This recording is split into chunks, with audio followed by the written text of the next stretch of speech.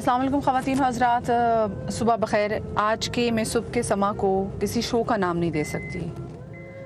आज का जो शो है ये एक मुलाकात है, और ये मुलाकात मैं किन लोगों से करने जा रही हूँ कि जिनसे उनके अपने भी जब आते हैं तो मुलाकात का वक्त देखते हैं, अगर उनको मुलाकात का वक्त मिल जाए।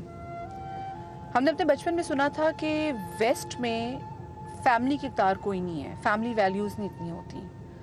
बच्चों को भी ऐसे पाला जाता है कि जब वो 18 साल के होंगे तो उनको घर से बाहर निकाल दिया जाता है कि उनको खुद ही कमाना है, खुद ही खाना है।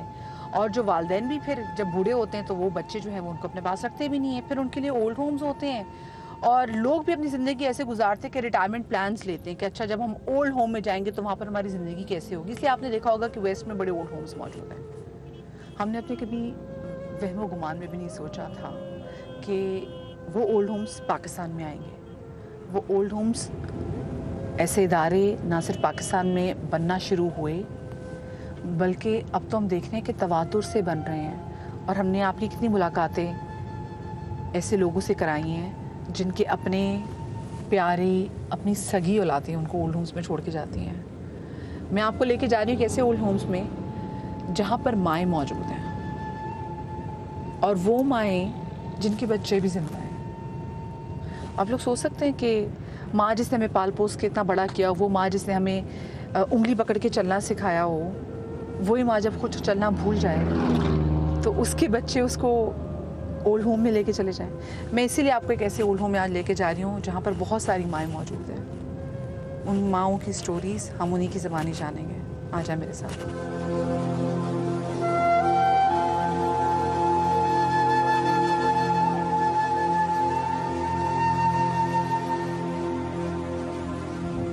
जी, तो मैं इस वक्त कराची के डिफेंस फेज़ 8 में साहिल समुंदर के पास एक घर में आपको ले आई हूँ। और इस घर में जैसे मैंने आपसे कहा बहुत सारी माएँ मौजूद हैं। आप में से बहुत से लोग इस घर के बारे में जानते हैं। मैं आपको लेकर आई हूँ कराची में बिनते फ़ातिमा हाउस पे, जहाँ बहुत सी माएँ हैं। इन माओं की कहानी जानेंगे उन्हीं की ज़बानी। आ जाए मेरे साथ। ये दरो दीवार, यहाँ पर रहने वाली बहुत सी माएँ जिनको अपना घर तो अब अपना नहीं लगता, ना इस घर में वो सुकून मिला। हाँ, लेकिन इस घर में वो सुकून तलाश करने की कोशिश करें। बिनते फ़ातिमा में ये कोई मेरा पहला विज़िट नहीं है। इससे पहले भी मैं समा के तवस्सुत से यहाँ पर बहुत शोज़ कर चुकी हूँ। ये माएँ मेरे साथ स्टूडियोज़ में भी आ चुकी हैं, मेरे से मजाक कर चुकी हुई हैं, हंस चुकी हैं। हम पता नहीं कितनी बातें मुझे अपने घर वालों के बारे में बता चुकी हुई हैं। और सबसे पहले, इससे पहले कि मैं यहाँ पे एंटर हूँ, मैं देख रही हूँ यहाँ पे काफ़ी ज़्यादा मग्स पड़े हुए हैं और यहाँ पे तस्वीर है फरजाना जी की। फरजाना जिन्होंने बहुत सारी माओं को अपनी आगोश में लिया। वैसे तो औलाद जो है उसको माँ अपनी आगोश में लेती है, लेकिन क्या करे जी, जब औलाद छोड़ के चली जाती है तो फिर वो माएँ किसकी आगोश में जाएँ। फरजाना जी हमारे साथ मौजूद हैं। अस्सलाम वालेकुम फरजाना जी। वालेकुम अस्सलाम, कैसी हो आप? बिल्कुल ठीक फरजाना जी, आप कैसी? ठीक ठाक हैं? अल्हम्दुलिल्लाह अल्हम्दुलिल्लाह। फरजाना जी अब थोड़ी ज़्यादा बड़ी जगह पे हम आ गए हैं। पहले जब आपके पास थे तो उस वक्त हम ये देखते थे कि जब थोड़ी जगह कम थी जब मैं लास्ट टाइम आई थी आपके पास। तो ये मुझे बताएं कि इस वक्त बिनते फ़ातिमा में आपके पास कितनी माएँ हैं? मेरे पास इस वक्त 65 हैं, और अगर मैं स्टाफ को मिलाऊं तो 85 तक लोग बन जाते हैं। इनके लिए जो स्टाफ रखा हुआ है ना, तो 85 तक लोग हैं यहाँ, और माएँ जो हैं वो 65 है। 65 हैं। अच्छा, मैं आपको फरजाना जी के बारे में एक बात बताऊँ। बिनते फ़ातिमा में इतने लोगों ने अपने घरों से अपनी जन्नत को, अपनी माँ को निकाला हुआ, और ये उतनी जन्नतों को अपने पास यहाँ पे समेटा उन्होंने। अच्छा, मुझे फरजाना जी ज़रा ये जो मग्स में मैं काफ़ी तस्वीरें देख रही हूँ, मुझे ज़रा इन माओं के बारे में बताएं जो यहाँ से शुरू हो रही हैं। ये ज़ोरापा है जो कि अभी तक भी 12 साल हो गए, जो अभी भी मेरे पास है। और बाकी इनमें से कुछ कोई एक आध चली गई, बाकी अल्लाह को प्यारी हो गई है। अच्छा, मुझे बताएं यहाँ से माएँ हैं जिनको घर वाले ले जाते हैं? बहुत कम है जो कि लेके जाते हैं। अक्सरियत अल्लाह के पास ही जाते हैं, लेकिन घर नहीं जाते। हाँ, नहीं, घर नहीं जाते। अगर घर जाना हो तो घर से निकालें क्यों? मेन मसला तो यही है ना। हाँ। कि अगर इतना प्यार हो उनको तो अपने रिश्ते को घर से दूर क्यों करें, अपने से दूर क्यों करें। हाँ। अच्छा, कभी कभी होता है कि चलो औलाद को पशेमानी होती है, दिल नरम हो जाता है, रियलाइजेशन हो जाती है कि हमने गलत किया, आपकी? नहीं, उनमें मुझे से नहीं लगता। वो लोग भी नहीं? मुझे मुझे नहीं, बिल्कुल नहीं लगता, क्योंकि मेरा ख्याल है कि जितना मैं लोगों के सामने आती हूँ ना, बहुत कम लोग आते होंगे जिन्होंने शेल्टर बनाए होंगे। मेरी कोशिश यही होती है कि ये, और मेरी दुआ भी ये है कि ये इस तरह के शेल्टर या जो नाम ओल्ड होम के, मैं तो कहती नहीं, मैं तो कहती हूँ इन माओं का घर है ये। क्योंकि माशाल्लाह इतनी ज़्यादा माएँ हैं और अल्लाह के हुक्म से यहाँ आई हुई हैं, तो इन्हीं का घर हुआ ना। तो मैं तो दिन रात दुआ करती हूँ कि ये बंद हो जाए, ये होने नहीं चाहिए ना। इतनी बढ़िया इनके अपने पास इनके रहे, इनके पास ही हों, इनकी खुद खिदमत करें। आए जी, हम अंदर पे चलते हैं माओं से मुलाकात के लिए, क्योंकि यहाँ पे बड़ी माएँ, और मैं देख रही हूँ कि काफ़ी ज़्यादा माशाल्लाह से माएँ यहाँ पर हमारे साथ मौजूद हैं। हम ज़रा इन माओं से बात करेंगे और जानने की कोशिश करेंगे कि भाई ये माएँ जो हैं ये हमारे साथ यहाँ पर जो यहाँ हैं वो यहाँ कैसे पहुँची। फिलहाल जी मैं चाहूँगी बताते हैं। अस्सलाम वालेकुम जी, कैसी हैं आप? ठीक हैं जी, थैंक यू, शुक्रिया। मुझे बताएं, आप तो मुझे आपसे बात करके मुझे लग रहा है कि आप अच्छी पढ़ी लिखी हैं। आपने क्या तालीम हासिल की थी? जी मैंने बीएससी किया बस। आपने बीएससी किया जी, था? जी। अच्छा, उसके बाद फिर आपने जॉब की? मैंने कुछ भी नहीं किया। अच्छा, फिर जॉब नहीं की। अच्छा, कितने आपके बच्चे? मेरी एक ही बेटी है जी। एक ही आपकी बेटी है। आपके हस्बैंड की डेथ कब हुई? जी, उनकी डेथ कब हुई? उनकी डेथ हुई 2019 में। 2000? अच्छा, 2019 में उनकी डेथ हुई। और एक बेटी आपकी? जी। फिर आप यहाँ पर कैसे पहुँचे? बेटी आप यहाँ छोड़ने हैं या बेटी की शादी हुई है? नहीं, बेटी मेरी अभी 14 इयर्स की है। बेटी अभी आपकी 14 साल की है, तो भी बहुत छोटी है। जी हाँ, अल्लाह पाक उसे कामयाब इलाही आमीन। जी। तो फिर रुबीना जी यहाँ पे आप कैसे आई? जी, यहाँ पे मैं ऐसे आई कि मैं जहाँ रहती थी वहाँ मेरे लिए काफ़ी मुश्किलात पड़ गई। फिर आप ये कहाँ रहती थी? अम्मी अब्बू के घर रहती थी? नहीं, अम्मी अब्बू की डेथ हो ससुराल गई में रहती थी? जी, बस यही समझे कि मैं ससुराल में थी, तो वहाँ पे मुश्किलात हुई काफ़ी। फिर मुझे वहाँ से निकलना पड़ा। तो मैंने फिर एक किराए पे घर लिया जिसमें मैं और मेरी बेटी और एक मेड रहते थे। फिर आपको पता है आजकल हालात इतने ख़राब हैं कि मैं अकेली बेटी को लेके नहीं रह सकती थी। मेड पे भी आजकल एतबार नहीं। बिल्कुल जी। फिर मैंने सर्च करना शुरू किया कि मैं किसी ऐसे ट्रस्ट में चली जाऊं जहां मुझे सेफ्टी मिले। फिर मैंने सारे जितने अदारे थे सबको मैंने देखा, लेकिन मुझे कोई अच्छा नहीं लगा। सब में कुछ ना कुछ ऐसी कोई स्टोरी थी या क्या था। फिर जब मैंने बिनते फातिमा जी ससुराल में, लेकिन आपके बहन भाई कोई हैं? बस वो भी एक अलग कहानी है। आपको पता है आजकल कोई किसी का नहीं है। भाई ने भी शादी की तो बस उनकी वजह से मेरी अम्मी की डेथ हो गई। फिर वो यानी कि बहन भाई वो कहते रहने की कोई जगह नहीं थी? नहीं, मैं खुद भी नहीं रहना चाहती किसी के पास। एक दिन कोई रखेगा, 2 दिन रखेगा, 3 दिन, चौथे दिन ज़ाहिर है मेरी लाइफ तो अब सिंगल पेरेंट्स हो गई मैं अपनी बेटी के लिए। तो मेरी लाइफ जो है इससे पहले कि मुझे हर कोई धक्के मार के निकाले, उससे पहले मैं कोई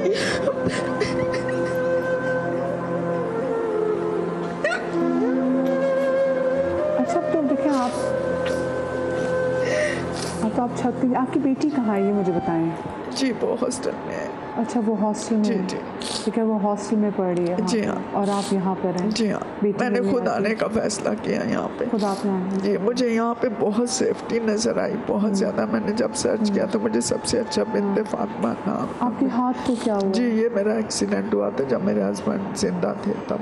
अच्छा जी हाँ, उसके बाद हस्बैंड की डेथ हुई तो मुझे फालिज हुआ, मैं पैरालाइज्ड हो गई।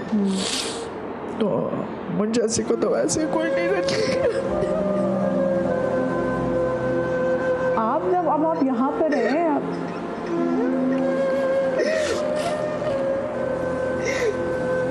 मैं बहुत खुश हूँ जिस तरीके से।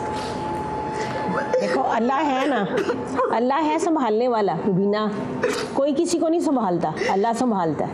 ये लो टिश्यू और ले लो, अल्लाह संभालने वाला है। तो यहाँ पे सिर्फ वो माएँ मौजूद हैं जिनको बच्चों ने घर से निकाल दिया, यहाँ पर वो भी औरतें मौजूद हैं जिनका कोई नहीं है उस अल्लाह के अलावा।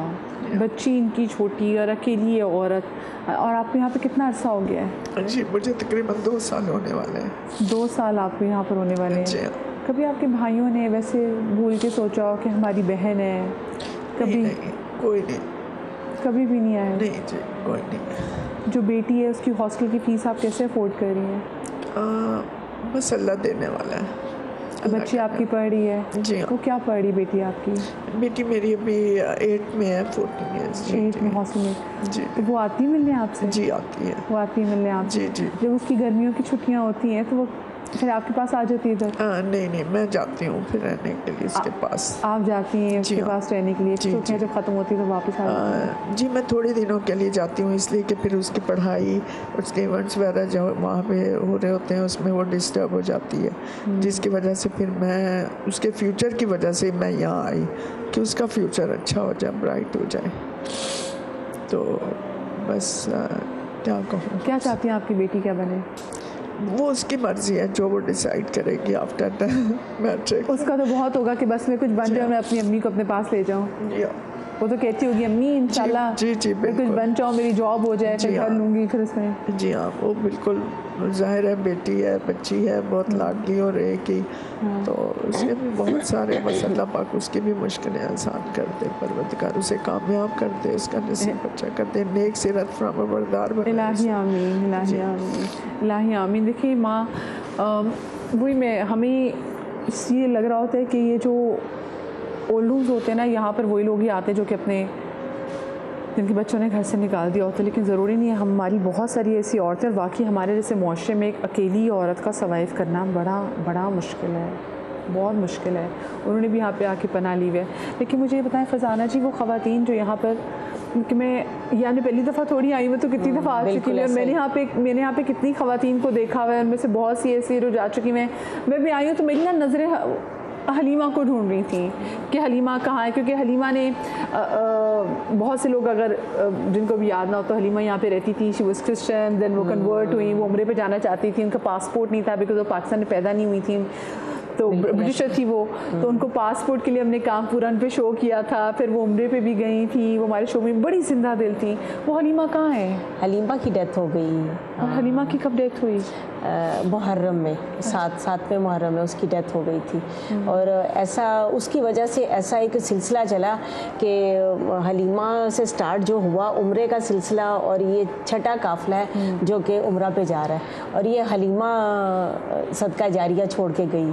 और उसके बाद तो लोग यानी कि फिर आपको ऐसी डोनेशन आती, लोग आते हैं स्पेसिफिकली कि ख़वातीन जाए उम्रे पे? बिल्कुल लोग ही करते हैं। तो अल्लाह से लोगों को सलामत रखे कि जो यहाँ पे जो इतनी जन्नतें हैं वो लोग जो अपने घरों से अपनी जन्नतों को निकाल सके, फिर जो बाकी अल्लाह पाक ने गैब से कैसे मदद जा रही है माशाल्लाह। ये मुझे बताएं, इंशाल्लाह बिल्कुल हमारी दुआ है कि यहाँ पे जितनी भी माएँ हैं अल्लाह उनको सेहत दे, ये उम्रे पे जाएँ, आमीन आमीन, मदीने जाएँ, वो जहाँ के जब जाएँ फिर सरकार मदीना के लिए सामने दुआ करें। और ये वो माएँ हैं कि वहाँ पे भी जाएंगी ना तो अपने बच्चों के लिए दुआ करेंगी, ज़रूर दुआ। ये वो माएँ हैं, ऐसा ही मतलब। और माओं ने और क्या करना होता है, माओं के पास दुआओं के अलावा बाकी कुछ नहीं होता। जब वो बूढ़ी हो जाती है वो तब भी अपने बच्चों को दुआएं देती हैं।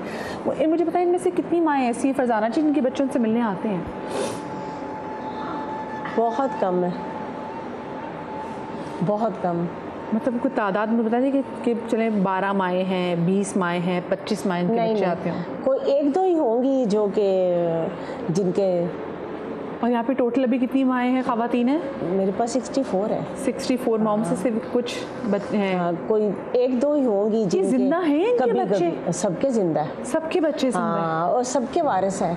हम लोग लवारिस तो नहीं लेते, जिनके वारिस होते हैं ना उनको हम लोग उनके बगैर नहीं लेते। फरजाना जी मुझे बताएं, यहाँ पर आपने बताया कि हलीमा मुहर्रम इनकी डेथ हुई, हाँ, और इसके अलावा मेरे पास जिनके नाम से ये बिनते फातिमा मैंने रखा हुआ है, जो पहली खातून थी वो भी लवारिस थी। तो मेरी कोशिश यही थी कि मैं ना अगर 5, 7 या 10 औरतें भी मेरे पास रही तो मैं लवारिस ही लूँगी। लेकिन उसके बाद ऐसे मुझे लोगों ने फ़ोन पे डांटा कि तुमने कौन सा इदारा खोला हुआ है कि एक शर्त रखी हुई है कि लवारिस ही आए, हम लोग छोड़ना चाहते हैं, आप रख क्यों नहीं रही हो? यानी कि मुझे लोगों ने डांटा और अभी तक भी डांटते हैं। अच्छा, मुझे बताएं, यहाँ कितनी, जब यहाँ से कोई माँ इस दुनिया से रुखसत हो जाती है, जैसे आपने पहले भी कहा था कि अपने घर तो नहीं जाती, हाँ दुनिया से चली जाती, बिल्कुल, तो अब तक कितनी माएँ ऐसी हैं जो कि यहाँ से इनको आपने अपने हाथों से कफन और गुस्ल दिया? बेहिसाब है। 2007 से लेके ना तो ये 2023 जा रहा है। मेरा ख्याल है मैंने कभी गिनती नहीं की, बेहिसाब माएँ जो दुनिया से चली गई। तो उनके बच्चे फिर जब किसी की डेथ होती है तो फिर आप कांटेक्ट करते हैं, वो बच्चे आते हैं फिर उनका आखिरी रस्म वो लेके जाते हैं और अपनी पूरी फैमिली के साथ सामने दिखाते हैं कि देखें इनकी डेथ हो गई, हम दफनाने लगे हैं। हाँ, वो इज़्ज़त बड़ी प्यारी होती है ना, फिर उस वक्त बहुत इज़्ज़त प्यारी होती है। ले जाते हैं उस वक्त, ले जाते हैं। हाँ, ले जाते हैं बस उस वक्त नहीं छोड़ते? नहीं, उस वक्त नहीं छोड़ते, उस वक्त ले जाते हैं। इवन के आखिरी सांस भी होंगे ना तो हम लोग कहेंगे कि आखिरी सांस है, इस वक्त ही ले जाओ ना, ताकि आप थोड़ा सा तो इनको देख कर लो। लेकिन वो 20 बहाने होते हैं। एक तो बेटे ने बोला कि मैं हैदराबाद में मैं आ नहीं सकता, लेकिन जब माँ की डेथ होगी ना, हॉस्पिटल में हुई थी, माँ की डेथ हुई, आप यकीन करो 10 मिनट बाद वो पहुँच गया। और हम लोग हैरान हो कि अभी तो कह रहा था कि मैं हैदराबाद में हूँ, 10 मिनट में हैदराबाद से तो आ नहीं सकता ना वो।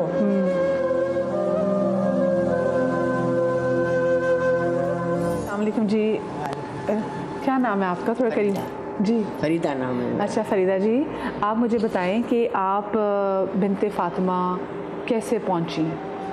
बेटा मेरी बहुत बड़ी कहानी है। बस 15 साल हुए ना बेटे की शादी को, समझो तूफान घर में आ गया। और थोड़ी थोड़ी नोक चोक बड़ी बड़ी होती रही, बर्दाश्त करती रही। आपका एक ही बेटा है? 2 बेटे। 2 बेटे आपके? अच्छा। दोनों ऐसे ही निकले ना, दोनों ऐसे निकले। फिर मैं सहारा लेती थी छोटे का, तो छोटे से बातें सुनाता था। अगर छोटा बातें सुनाता, बड़े को बड़ा इमरान मुझे आज देखो कामरान ने ये बातें सुनाई, तो बड़ा सुना देता था। बस मैं इसी तरह ही थी, मैं चलती रहती थी।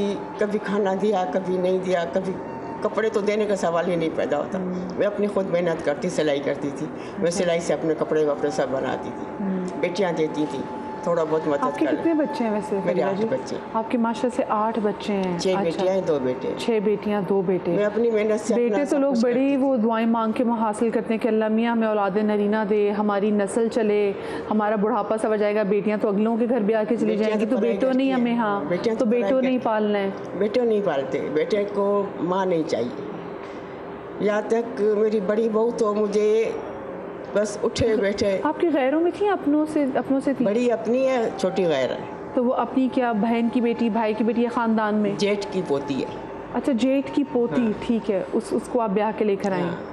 और कितना साल हो गए उनकी शादी को? 15 साल हो गए। अच्छा, तो ये वो आपकी जेठ की पोती जो है, हाँ, वो उन्होंने भी नहीं रखा? हाँ, वो तो बड़ी जालिम औरत है, बड़ी जालिम औरत। उसने सब कुछ तबाह कर दी, मेरा घर तबाह कर दिया, मेरी हर चीज़ तबाह कर दी। जिस घर में आप रहती थी वो आपका अपना घर था? मेरा अपना था। आपके मियाँ ने बना के दिया? मेरे मियाँ ने बनाया था। उसी घर में आपको जगह नहीं थी? यहाँ तक वो मेरा घर मेरे से बिकवा दिया। ऐसा लोगों ने तरीका किया। हिस्सा चाहिए होगा सबको। हाँ, बस ऐसा कर दिया ना, मुझे समझ में नहीं आया तो मैं क्या कर रही हूँ। मुझे अपनी जान का भी ख़तरा था, मुझे ये डर था तो ये मेरे मुंह पे तकिया रख के मुझे मार देगी। यहाँ तक वो मुझे डर अपनी बहू से डर था? हाँ। तो आपके दूसरे बेटे की शादी हुई थी? हुई थी, वो अलग रहता था। अच्छा, उसने आपको साथ नहीं रखा? नहीं, वो अलग से होता? तो आप अपने मियाँ के घर में रहती थी? उनके यहाँ सुबह जाती थी, बड़ी बहू सुबह निकाल देती थी 8:45 बजे। हाँ। रात को सोने देती थी। 8:45 बजे में निकलती थी। बड़ा के छोटा कहता था। कहाँ निकालती थी आपको? सुनो ना। हाँ। छोटा कहता था मेरे घर पे 10 बजे से पहले नहीं आओ। अब पौना घंटा में कहाँ जाऊँ। कभी इस थड़े पे बैठा, हमारे घर मार्केट के बीच में, कभी इस थड़े पे बैठती थी, कभी इस थड़े पे बैठती थी। कभी जो काम वाली मासियाँ जाती थी उनके पास जाके बैठ जाती थी। तो कभी बेटे ने देख लिया मुझे तो मासियों के साथ मैं बैठी हुई हूँ तो उनकी बेइज्जती होती थी, तो आप मासियों के साथ बैठ गई हैं। तो बेटा मैं फिर कहाँ जाऊँ, आप लोग दरवाज़ा नहीं खोलते हो, आप लोग मुझे आने नहीं देते। फिर 10 बजे मैं छोटे के घर जाती थी और जाते ही समझो एक काम वाली मासी उनके घर में चली गई। ये करो, वो करो, ये काम करो, वो काम करो। 12 बजे के बिस्तर से गर्दन उठा के, अम्मा 12 बजे के बच्चों को स्कूल से ले आओ। फिर बच्चों को स्कूल से ले आती थी। आप? अच्छा, ये आप सामने ड्यूटीज़ भी देती थी? हाँ। दूसरी बहू। हाँ। दूसरी बहू फिर बच्चों को लेकर आती थी। बच्चों को बस बैग अभी रखे नहीं, पानी भी कूलर से मैं खुद ही उठा के पीती थी, पानी भी नहीं देती थी हाथ से उठा कर। तो 1.5 सारे बर्तन जमा होते थे सारे, वो बर्तन धोने, बच्चों को फिर मदरसे छोड़ना है। तो आपकी बहू वो खुद क्या करती थी? वो नौकरी करती थी? नहीं, बस इधर उधर से बातें कर ली, दोस्तों से बातें कर ली। वो घर पे ही होती थी? घर पे ही होती थी। और अपने बच्चे उसमें आपकी जिम्मेदारी डाली हुई थी? सारा मैं संभालती। बर्तन भी आप धो रही हैं? बर्तन भी धो रही हैं, झाड़ू भी लगा रही हूँ। और एक दिन छोड़ के एक दिन 2 किलो जितना आटा गूंद के उसकी रोटियां बनाती थी। जब रोटियां बना के मैं थक जाती थी ना बेटा, ऐसा लगता था मैं अभी गिर जाऊँगी किचन में खड़े होते होते। तो 2 या 3 रोटियां बच जाती थी ना, तब फिर मैं आके कूलर से ही पानी थोड़ा उठाया, आके पंखे के नीचे बैठ गई, थोड़ा सांस लिया। मैंने कहूँगी बेटा अभी 2 रोटियां बच गई हैं, 3 बच गई हैं, थोड़ा ठहर के मैं पकाती हूँ। नहीं छोड़ दो, मैं खुद ही बना लूँगी। फिर मैं फिर उठती थी, वो 2 रोटियां 3 रोटियां जब बच जाती थी वो बना लेती थी। वो बना के फिर प्याज काट के देना, आलू काट के देना, मसाला पीस के देना। उसकी मर्ज़ी है तो वो उसी टाइम खाना बनाई, उसकी मर्ज़ी है शाम को बनाए। वो भूख में बैठी रहती थी। इतने में 2-2:30 बजते थे, बच्चों को मदरसे का छोड़ने का टाइम हो जाता था। बच्चों को जल्दी जल्दी खाना खिलाया, अम्मा मदरसे छोड़ने जाओ। मदरसे का इतना रास्ता दूर था, तो फिर मैं वहाँ बच्चों को छोड़ने जाती थी ना, तो अल्लाह की मेहरबानी से मेरे अपने पैसे भी थे, बहन भाई भी देते थे, बेटियाँ भी देती थी। तो मैं वहाँ से कभी से समोसा ले लिया, कभी पकौड़े ले लिए। भूख लगती थी तो लेके खा के फिर कोई ऐसे जान पहचान वाला उनसे पानी भी लेके पी लेती थी। वो लेकर आती थी तो फिर 3 बजे 3:30 बजे खाना निकालती थी। वो भी इतना देती थी जो इंसान का पेट ना भरे। और रात को बस क्या आपका बेटा नहीं देखता था कि मेरी माँ के साथ क्या हो रहा है? नहीं, आंखों पे अंधी पट्टी बंधी हुई थी, कान बेरे और आंखें अंधी, दोनों बेटे। फिर जब रात को 9 बजे बड़े के घर जाना, अगर बड़ी बहू ने दरवाज़ा खोल दिया तो पहले मेरे पर नालत आती थी, फिर दरवाज़ा खुलता था। फिर दरवाज़ा खुल के फिर 4 लफ्ज़ मेरे पे थे, रुल के मरी है, कुटनी जादूगरनी, रुल के मरी है, मरती नहीं है, मरती नहीं है। तो एक मरतबा मैंने कहा मेरी ज़िंदगी जितनी है तो मैंने अपनी निकाल रही हूँ, तो अपनी सोच कहीं तुमने पहले चली जाओ, मेरे से पहले तुम नहीं चली जाओ। देख बदवाएं दे रही, देख बदवाएं दे रही। मैंने कहा मैं बदवाएं नहीं दे रही, सवाल का जवाब दे रही हूँ। जो आप मुझे बार बार कहती हो रुल के मरी हो, मरती नहीं हो, मरती नहीं हो। मैं रात का खाना नहीं देती थी। हर रोज़ मैं अपना कभी बर्गर लेती थी, कभी चपातियाँ चिप्स ले लिए, कभी ज़रा चटोरी थी खाने की ना, कभी हलीम ले ली, कभी तका ले लिया। इस तरह होते थे। हाँ, इस तरह लेके मैं खा लेती थी। वो उस पर भी बातें, देखो ये खा रही है, ये खा रही है, वो खा रही है। तुम नहीं दे रहे हो तो फिर आखिर मैं तो खाऊंगी ना। खाऊंगी तो सही ना। जिस दिन बेटा छोटा बोलता था आज नहीं लेके जाना, आज तुम्हें बड़ा देगा खाना, उस दिन मैं भूख में सो जाती थी, नहीं देते थे। आखिर में जो 3 महीने थे, 3 महीने में मुझसे इतनी मेरी इतनी अजियत की, मुझे पानी का गिलास पीने नहीं देती थी। जब मैं उठ के कूलर से पानी भरती थी, पानी नहीं पियो, हमारा पैसों से पानी आता है। मैं सिर्फ 1 गिलास लेती थी, जो खाना खाने के दौरान भी पीती थी, वो थोड़ा बचा के रखती थी रात के दरमियान में पीने के लिए। पानी आपकी बेटियां के भाइयों से लड़ती नहीं थी कि क्या करे माँ के साथ? बेटा सुनता ही नहीं था। जब मैं जिस दिन निकली हूँ ना बेटे के घर से, उस दिन इतवार का दिन था। इसका ये कहना रुल के मरती हो, दफ़ा हो, गरक हो जा, ये हो जा, वो हो जा। तो मैंने बेटे को उठाया, मैंने कहा बेटा देखो तेरी बीवी क्या कह रही है, थोड़ा तो उनको बोलो। उठ के देख के मेरे मुंह में करवट लेके सो गया। मुझे बड़ा दुख हुआ। उसी टाइम मैंने अपनी चादर उठाई, छोटे के घर गई तो नाश्ता कर रहा था, 1:30 बजे का टाइम था। मैंने कहा कामरान आज देखो फिर मुझे इस तरह बोला। मैंने बड़े को बोला, उसने जवाब नहीं दिया। तो उसने रोटी फेंक के बोलते आज के बाद मेरे घर आओगी तो मैं घर छोड़ कर चला जाऊँगा। उसी टाइम मैं पलट के निकल गई। आवाज़ दी मुझे रुको, मैंने गर्दन मोड़ के देखा नहीं तो कौन मुझे बुला रहा है। सीधा भाई के घर गई। भाई के घर के नीचे 10 मिनट मैं ऊपर नहीं गई। इतवार का दिन है, छुट्टियों का दिन है, सब अपने घरों में होते हैं। क्या मालूम बुरा लग जाए भतीजों को, भाई को, भाभीियों को बुरा लग जाए। सोचते सोचते आस्ते करके सीढ़ी चढ़ गई। तो भाभी ने मुझे देख लिया दूर से। तो भाभी ने मुझे फ़ौरन गले लगा।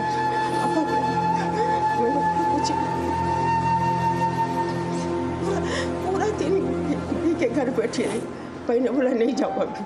मैंने कहा नहीं भाई, मैं मेले कपड़ों से आई हूँ, जैसे मुझे मेले कपड़े पहने हुए हैं, मैं मेले कपड़ों से आई हूँ, मैं जाऊँ घर से 1-2 जोड़ा तो लेकर। मैं ना आपकी बात को यहाँ से कह रही हूँ, मुझे एक छोटी सी ब्रेक लेनी, ब्रेक की भी मजबूरी है। मैं छोटी सी ब्रेक के बाद वापस आ रही हूँ। कहीं मुझे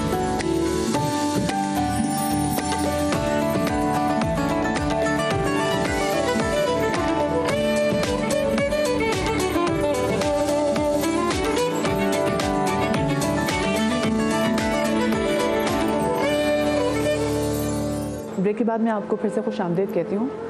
आज की सुबह हम मौजूद हैं बिनते फ़ातिमा में। बिनते फ़ातिमा में हमारी बहुत सारी माएँ यहाँ पर मौजूद हैं, उनसे हम बात कर रहे हैं। फ़रीदा जी से हम बात करें तो ब्रेक पर जाने से पहले 8 बच्चे हैं फ़रीदा जी के, 2 बेटे 6 बेटियाँ। और हमें लगता है कि बेटे हमारे पैदा होंगे तो हमारी आगे से औलाद जो है वो चल पड़ेगी, लेकिन वो दुआ किया करें कि फरमाबरदार बच्चे पैदा हों। इनके 6 बेटियां 2 बेटे, किसी ने इनको घर में नहीं रखा, घर से निकाला तो भाई की तरफ गई। भाई के घर, फिर जब भाई के घर आप गई, भाई के घर बेटा मैं 8 दिन रही। 8 दिन के बाद जब 6 दिन हो गए तो मेरे भाई ने मेरे बेटे को फ़ोन किया, तुम आओ, तुम्हारी माँ हमारे पास है, बात करो, माँ को ले जाओ। नहीं आया। इंतज़ार करते रहे। 11 बज गए, 12 बज गए, 12:30 बजे नहीं आया। तो मेरे भाई ने बोला अभी बस 12:30 बज गए, अभी नहीं आएंगे, जाओ सो जाओ आराम से, अल्लाह मालिक है, सुबह देखेंगे। सुबह मुझे यहाँ बिनते फ़ातिमा में ले आए। एक और माँ हमारे साथ है। अस्सलाम वालेकुम जी। खैरुन्निसा इनका नाम है। खैरुन्निसा, आप कैसे पहुँची यहाँ पे? मैं कैसे पहुँची, मेरी शादी हुई थी बहनोई के साथ। आपकी बहनोई के साथ शादी आपकी थी? 8 बच्चे थे उनके। आपके जो बहन के बच्चे थे वो कितने बड़े थे? बच्चे? हाँ जी। ऐसे जो बड़ी लड़की थी ना वो 8वीं में पढ़ती थी। हाँ। 3 लड़कियाँ थीं, 5 लड़के। 5 लड़के, सबको पाला पढ़ाया, सब कुछ करा। रातों को सिलाइयाँ करती थी। मियाँ की जब मेरी शादी हुई है 400 रुपये तनख्वाह थी। कोर्ट में हम मुलाजिम थे, तो उससे साथ सिलाइयाँ कर के इनको सबको वो करा। आपने उन बच्चों को पाला जो आपके बहन के बच्चे थे? जी। आपकी अपनी जब औलाद बहन का इंतकाल हुआ है, सबसे छोटा बच्चा 7 महीने का था। 7 महीने का था, तो उसको पालने के लिए फिर शादी की थी क्या वो बच्चा वहाँ? तो मुझे ये बताएं, क्या फिर आपके अपना कोई बच्चा नहीं हुआ? नहीं, मेरे यहाँ भी एक बेटा एक बेटी हुई। फिर आपके यहाँ भी एक बेटा? तो बेटे को बड़े बेटे ने गला घोट के मार दिया। मैं गई थी मनसूबाबंदी कराने, पहले दूसरे दिन होती थी ना 60 टांकों की। आपका बच्चा कितना बड़ा था जिसको मारा? 22 दिन का। 22 दिन का बच्चा? मैं दूसरे दिन पैदा हुआ ना, दूसरे दिन चली गई थी। हाँ। मनसूबाबंदी कराने। हाँ। तो जब मैं आई हूँ ना, तो उसको 1 दिन पहले गला घोटा था, उसकी हालत बहुत ख़राब थी। मेरे आने के बाद उसका इंतकाल हो गया। तो जिसने गला घोटा था उसकी उम्र क्या थी? वो ऐसा था 10-11 साल का।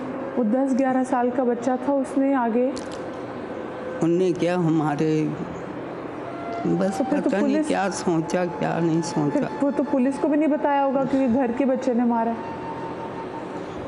तो आपको ये नहीं हुआ कि मैं तो इन बच्चों को इतना मैं पाल रही हूँ, मेरी बहन के बच्चे ने मेरा बच्चा ही मार दिया? फिर भी मैंने उनके साथ कुछ बुरा नहीं किया। जब भी अल्लाह ने मुझे ये सिला दिया कि मैं इतनी अच्छी जगह बैठी हुई हूँ। जब भी बेटी का फ़ोन आता था मेरी लड़ाई होती थी। सगी बेटी थी? जी। हाँ। वो हैदराबाद में। हाँ। वो इस बेटी ने सिखाया, ना कोई बात ना थी, बेटी ने सिखाया, उस पर लड़ाई होती थी। कभी सोफ़ा उठा के मारता था, कभी कुर्सी। एक दिन तो यह भी पेट्रोल महंगा नहीं हुआ था। हाँ। तो बोतलों में पेट्रोल रखते हैं स्कूटर वाले डालने के लिए, वो पूरी बोतल मेरे पे डालती कि ये यूँ नहीं मरेगी, इसे जला के मारूंगा। वो बच्चे को आपने पहले आपके सौतेले बेटे ने? जी। भांजा भी है। हाँ, वो पूरी माचिस उसने ख़त्म कर दी, आग नहीं लगी। और कालीन पे मैं बैठी भी, कालीन के ऊपर चरपाई बिछी भी, उस पर बैठी भी, पूरी माचिस उनने ख़त्म कर दी, आग नहीं लगी। ये अल्लाह का करम है। तो बस यही होता रहा। मैं किचन में गई, वो पकौड़े तल रही थी दही बड़े के। उसने क्या करा, वो तलने वाला नहीं होता। हाँ। वो मेरे यहाँ ऐसा मारा, ये कमरे में था, धमाका जैसे हुआ। हाँ। तो वो समझा इन्होंने मेरी बीवी को मारा। उनने आके एक कहीं न रोई मुझे पकड़ के और कोमन में फेंका, कोमन में फेंक के और मेरे पे बैठ के दे चांटे। आपके बेटे ने दे चांटे मारे मेरे। अब मैं फिर रोई, इतना रोई मैं, इतनी रोई कि हमारा L1 है और सामने K है, वो वहाँ पे एक रहती हैं, तो वो बाहर निकली, कह रही हैं कहाँ से आवाज़ आ रही है, ये रमज़ान रोज़े का टाइम है, कौन रो रहा है ऐसा। तो फिर मोहल्ले वालों ने बताया जो देखते रहते थे कि ऐसे वो जो मार रहा होता था आपका बेटा, जिसको आपने बेटे की तरह पाला सौतेला, वो रोज़े से होता था? हाँ, वो भी रोज़े से होता था। और वो जिसने आपको मारा उसका भी रोज़ा होता था? तो ये दोनों रोज़े की हालत में, और आप भी इस वक्त रोज़ा रखती थी, अपनी इफ्तारी बनाए? मैं पूरे रोज़े रखती हूँ, एक नहीं छोड़। तो वो उन दोनों ने रोज़े की हालत में आपको मारा? जी। मतलब उनको ये भी नहीं होता था कि रमज़ान है, इफ्तार का वक्त होने वाला है और हम रोज़े से हैं? नहीं। जिसको मारे वो भी रोज़ेदार है? बस वो ये कहती थी ये कुछ नहीं करेगा, अब जो करना है मैंने करना है, बहू उसने ये कर रखे, क्योंकि बहुत मारा है, बहुत लड़ाइयाँ हुई हैं, मैं कभी निकली नहीं अपने घर से। अब के मैंने सोच लिया सब यहाँ रहना बेकार है, मैंने कहा यहाँ से अब चले जा। तो उन्होंने मुझे बुलाया, पड़ोसन ने उन्होंने बुलाया, कहेंगी क्या होता है। मैंने कहा ऐसे ऐसे करने लगी कि मैंने कहा मुझे कहीं ऐसे बस खाली एडी का पता था मुझे, और कुछ नहीं पता कि इदारे हैं या, तो मैंने कहा मुझे एडी क्या छोड़ दो। ऐसे सोचा आपने, इतने बच्चों को परवान चढ़ाया, फिर बाद में भी अगर आपको शेल्टर होम का ही सोचना पड़े तो एडी क्या छोड़ दो। वो कहने लगी नहीं और भी इदारे हैं, तुम्हारी बेटी मेरे पे आके चिल्लाएगी मेरी माँ को क्यों। मैंने कहा फ़ोन करके उससे पहले मालूम कर लो। मैंने फ़ोन नंबर दिया, तो उन्होंने उससे मालूम करा। वो कहने लगी आंटी मैं ये आपका एहसान कभी नहीं भूलूंगी, मेरी माँ को ऐसी जगह पहुँचा दें यही सुख से रह लें। वो बेटी आपको नहीं रख सकती थी अपने पास? नहीं, मैं उनने कहा मैं भी नहीं रख सकती, क्योंकि जो जाम भी आके गई हुई है ना, वहाँ मेरी बेटी भी आके गई हुई है मेरे भाई के घर, और बड़ी बेटी बहन की बेटी भी है वहाँ, वो जिठानी है, ये देवरानी है। तो उसमें तो गैर तो आपका कोई भी नहीं था उसमें? नहीं, तो वो बेटी बड़ी नहीं चाहती ना कि मैं आऊँ वहाँ पे। फिर आपको उन्होंने राब्ता के बेटी फातिमा से? बेटी ने इजाज़त दी तो फिर वो मुझे लेके आई, तो अम्मी गई हुई थी इस्लामाबाद।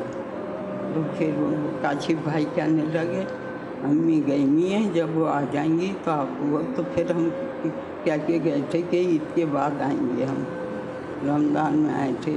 तो फिर हम मेरा यहाँ हो गया, अब सुकून है, आराम है। अच्छा, यहाँ वैसे ना माएँ हैं बहुत, लेकिन वो माएँ इनको अम्मी कहती हैं।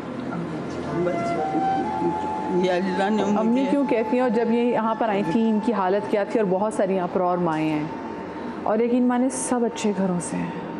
मैं अपनी माँ का रोज़ माथा चूमती हूँ। अभी गई हुई थी, मैं परेशान ऐसी थी, ऐसी ठंडक मिलती है मुझे, मैंने बहुत दुख। मैं एक छोटी सी ब्रेक ले रही हूँ।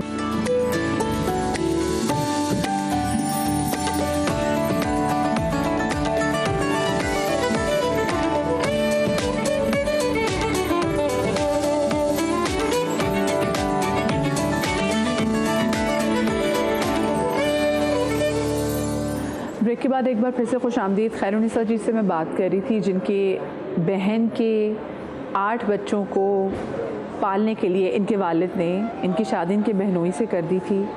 इनके यहाँ औलाद नरीना जब हुई, बेटा हुआ, तो उस छोटे बच्चे को उनमें से एक बच्चे ने गला दबा के मार दिया, सबसे बड़े ने। आप बहन की कब्र पे जाती थी? मैं जब जाती थी, जब मारते थे या घर से निकाल देते थे, तो राम स्वामी से मैं मेवाशा पैदल जाती थी, रोटी भी और माँ जाके बैठ के रो के सुनाती थी बहन को।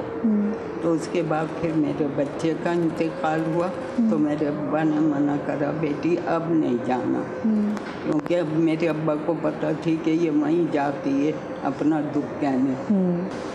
अच्छा, मुझे ना किचन से खुशबू भी आ रही है। मैं ख्याल से किचन में काम हो रहा है, कुछ खाना बन रहा है। मैं इतनी दफ़ा आई, मैं कभी किचन नहीं गई इनके। सही है। हाँ, खाना मज़ेदार बनता है। तो खुशबू भी इतनी अच्छी आ रही, गरम गरम रोटी की भी मुझे खुशबू आ रही है। तो ज़रा आज हम ज़रा इनके किचन में चलते हैं और उनके किचन में देखते हैं क्या पक रहा है। क्योंकि देखिए यहाँ पे जितनी भी ख़वातीन है, ऑफ कोर्स उनकी थोड़ी उम्र भी ज़्यादा है, किसी की कोई ना कोई हेल्थ कंडीशन भी होती है, तो परहेज़ी खाना भी आप ये बनवाते होंगे। बिल्कुल। तो आज है जी, आज मैं आपको यहाँ के बिन्ते फातिमा में किचन में भी लेके चलती हूँ ताकि आपको पता चले कि बिन्ते फातिमा में जो खाने की ख़ास तैयारी होती है वो क्या होती है। चलिए जी, किचन में आ जाते हैं। और किचन में इस वक्त वो मैं कहती ना, रोटियों की मुझे खुशबू आ रही है, तो रोटियां इस वक्त बन रही हैं।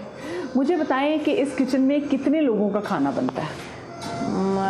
तकरीबन 100 लोगों का बनता है। 100 लोगों का 100 लोगों का आप समझो कि 200 रोटी बनती है। तो खाना भी उसी तरह, जिस तरह एक देग का खाना होता है ना, तो उसी तरह ही बनता है। इस तरह अगर सब्ज़ी बन रही है तो 14 किलो सब्ज़ी बन रही है, उसमें प्याज गोश्त वगैरह वो आ जाता है। तो वो एक ही टाइम का होता है, दूसरे टाइम का फिर दूसरा खाना बनता है। दोपहर में अगर ये बना तो फिर रात में क्या बनेगा? अच्छा, रात में रात में कोई सब्जी बन जाएगी ना, खाली वाली। अच्छा, रात में से खाली सब्जी बन जाएगी। और रूटीन में खिचड़ी बनती है।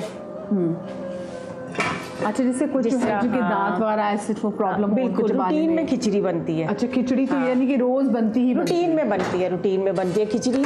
और रूटीन में साबूदाना रात को बनता है। अच्छा अच्छा अच्छा। ऊपर वाले पोर्शन में चूँकि स्पेशल हैं, दाल नहीं है, नीचे भी कुछ ऐसी हैं जो कि रात को रोटी या चावल नहीं खाती, तो वो फिर ना साबूदाना बोल भर के खा लेती हैं। तो चाय स्पेशली मांगी जाती है जी। चाय कितने वक्त में बनती है? चाय 4 बजे इनको चाहिए होती है। सुबह 7:30 बजे इनका नाश्ता होता है। नाश्ता रोज़ाना अलग अलग होता है, एक चीज़ नहीं होती। सवैयाँ होती हैं, सूजी का हलवा होता है, पोरिज होता है, साबूदाना होता है, पापे होते हैं, अंडा ब्रेड होता है। अच्छा, पूरे हफ्ते का होता है ना। मेन्यू में नहीं बना के देती। रोजाना खान सामा मेरे से पूछता है कि अम्मी सुबह नाश्ते में क्या देना है, दोपहर को खाने में क्या देना है। हाँ। और चाय के साथ बिस्किट, केक। अच्छा, जो खाना यहाँ पे तैयार होता है, फिर आप लोग, आपकी फैमिली वही एक ही खाते हैं हम लोग। हम एक ही खाना एक ही खाना होता है। एक ही खाना होता है, एक ही होता है। दिन में कोई यानी कि कोई अगर मीट बन जाए, कोई कुछ जैसे चिकन बन गई तो रात में सब्जी है। बिल्कुल बिल्कुल बिल्कुल। फिर बिरयानी भी बनती है, जुमा उस दिन बिरयानी बने। अल्हम्दुलिल्लाह अल्हम्दुलिल्लाह बिरयानी बनती भी है और लोग भी दे के जाते हैं। अच्छा, एक दिन पहले वो बता देते हैं, फिर उस दिन हम लोग खाना नहीं बनाते, लोग भी देके जाते हैं। ये यहाँ पे चपातियाँ हैं जो बन रही हैं, जिनकी मैं आपको बार बार खुशबू का तस्करा करी थी। तो ये आराम से ये रोटी बनाई जा रही है और इसके बाद जैसे रोटियाँ तैयार हो जाएंगी, 200 रोटियाँ तैयार होती हैं, तो उसके बाद जो खाना है वो सर्व कर दिया जाएगा। अच्छा, में से बहुत सी तो ऐसी, क्योंकि ऑफ कोर्स ब्लड प्रेशर भी होगा, बहुत शुगर भी होगा। हमारी नर्स है जो कि पूरा दिन यहाँ रहती है, तो रोज़ाना रूटीन में इनका बीपी चेक करती है, शुगर चेक करती है। हाँ, मेडिसिन भी। एक नर्स है आपके पास? एक नर्स है, दूसरी मेरी बहू है, वो डॉक्टर है। अच्छा, आपकी बहू। बस जी, तो घर में ही आपके पास लोग यहाँ पर हैं। तो मैं चाहूँगी जरा किचन से हम बाहर तरह निकलते हैं, क्योंकि अगर मैं अंदर ही ना तो मुझे लगता है मैं खा के चलूँगी। तो लेकिन मुझे बाहर जाना है और बहुत सारी माँओं से आपकी मुलाकात करवानी है।